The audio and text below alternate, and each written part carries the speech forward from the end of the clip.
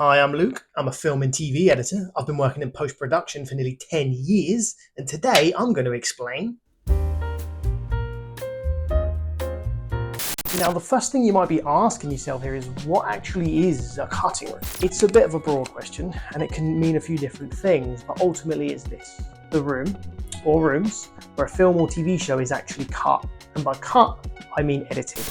First and foremost, it's the place where both during and after principal photography, the director and editor will sit down, go through the footage, and assemble it into the film or TV show.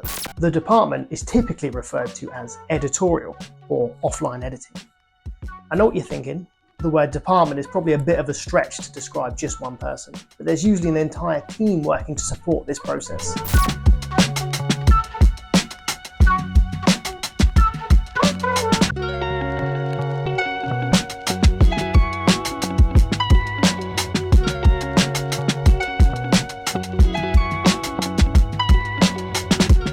So these teams can vary in sizes from literally just one person to well over a dozen. And that could all depend on the budget and the size of the production. And what do these teams actually look like? First, and most obviously, we've got the editor. Now their job is to work side by side with the director to help go through the mass of individual takes and turn them into their vision, the script, the story. It's an entirely creative process, and it's usually where everybody else on the team wants to end up. Next up, we have a role called the first assistant editor, and they are almost always chosen by the editor themselves. Arguably, they're the second most important role after the editor. It's a very technical job, and they easily have the largest area of responsibility to cover. They are responsible for the full running of the cutting room. This can include establishing and adhering to the full technical workflow of receiving and processing the footage so the editor can actually cut with it, ensuring the day-to-day cutting room computer systems are actually functioning, helping the editor to actually cut the show, things like finding sound effects, perfect music tracks, visual effects shots, stock footage, and so on. Once the film or episode is actually finished, they're responsible for transferring that to the other departments so they can begin their work, such as sound, music, colour, sometimes visual effects. These are called turnovers. Right down to making sure the food and drink cupboard in the cutting room is fully stocked. So much more. What they have to cover is so broad that I've barely scratched the surface here. They're essentially the head of anything technical when it comes to editorial. And as I carry on and list further roles, I want you to bear in mind that if there's no budget for that role, their responsibilities fall to the first assistant editor. Fortunately, on larger productions, they don't have to do all of this on their own. So this is where the next role comes in, the second assistant editor, which is exactly as it sounds. They work below the first assistant and are usually hired directly by them. They are brought on to assist the first assistant with anything they need. They're essentially a less skilled first assistant, and everyone usually works as a second assistant before they then step up to first assistant editor. Now, just under that is what you'd consider the entry-level position into the cutting room. It's a trainee assistant editor. Now, as you'd imagine, they're one rung below the second assistant, and they're brought on to take care of less skilled tasks, such as doing food and drink runs for the editor and director or any executives that come in, or filling out any kind of cut paperwork that helps keep track of the various cuts. They also shadow the second and first assistant where they can, in order to learn to eventually step up and become a second assistant editor. And that kind of sums up the creative roles in the cutting room that are responsible for cutting the actual show or film together. But there are a couple of roles that actually operate to the side of this. The first of these roles is the visual effects editor. They're responsible for all things VFX. And by that I mean using a database to keep track of every single shot that's going to need some form of visual effects work, ensuring that that shot is then sent to the correct visual effects facility, and also checking in when it comes back and helping to insert it back into the final cut. They're also responsible for any temp visual effects work that the editor might need for the story to make sense. And that can include things like a phone screen replacement or a computer screen replacement if characters are looking at it. Visual effects can also have a few people working under them, and these are called VFX assistant editors. And they function in a very similar way to a second assistant, where they are brought on to assist the VFX editor with anything that they might need. The other main one is what's called a music editor. And they're responsible for all things music, right up until the composer creates the final score.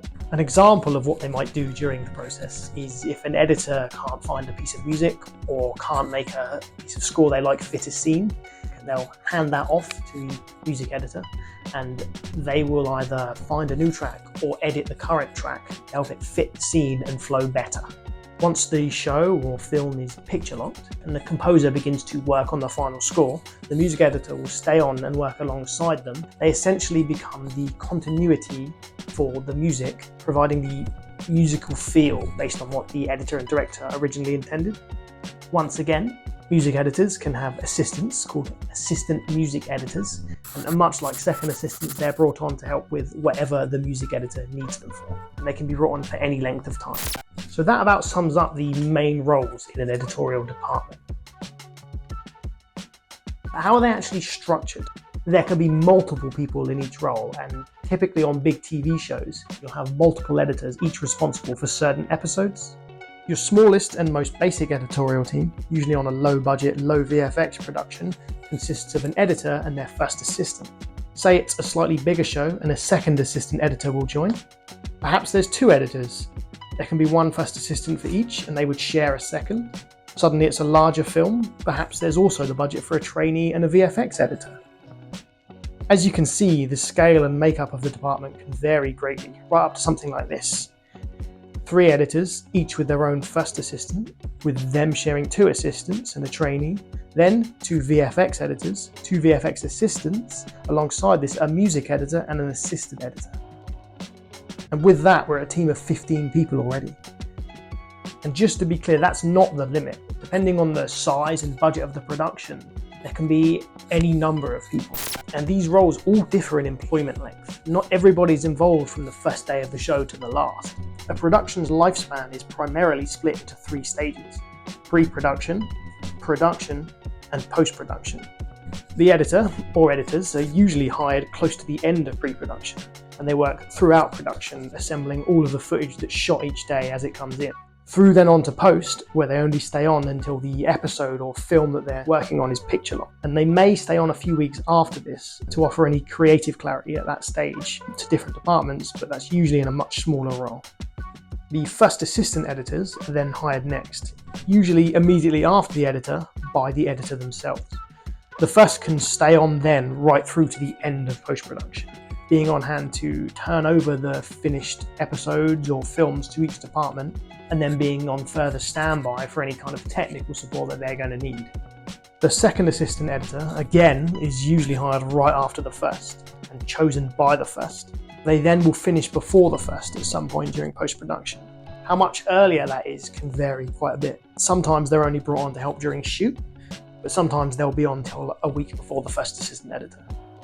The trainee assistant editor follows a similar path to the second, but again in a much shorter time span.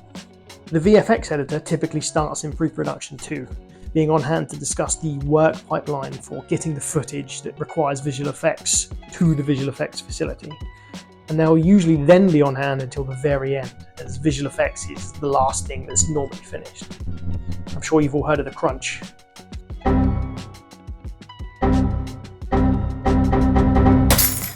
Much like the second assistants, the VFX assistant editors can come on and leave at any point, depending on what the VFX editor needs. Music editors and their assistants can be brought on at any point before post-production and then will work right up until the music is completed by the composer and actually incorporated into the final sound mix.